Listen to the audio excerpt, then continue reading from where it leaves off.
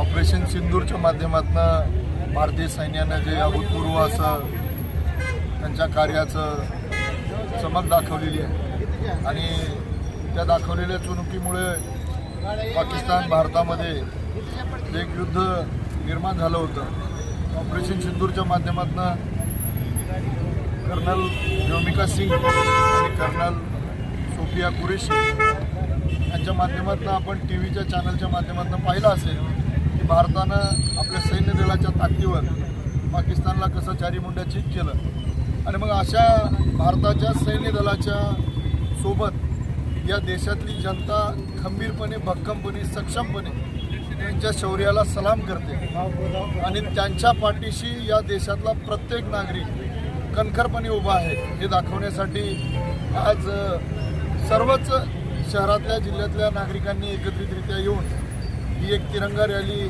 आज शहरामध्ये आयोजित केली होती। यामध्ये आपले माजी सैनिक आघाडीचे जावळे साहेब असतील किंवा अन्य माजी सैनिक या रॅलीमध्ये सहभागी झाले। देशातल्या देशभक्त नागरिकांनी उत्स्फूर्तपणे काढलेली ही रॅली आहे। या रॅलीमध्ये सर्वच विविध पद्धतीचे लोक, विविध घटक या रॅलीत आज सहभागी झाले।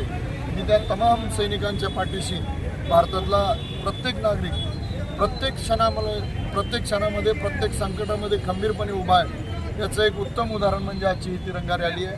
मला वाटतं की भारताच्या सैनिकांच्या पाठीशी हा देश खंबीरपणे आणि अखंडितपणे उभा आहे। धन्यवाद।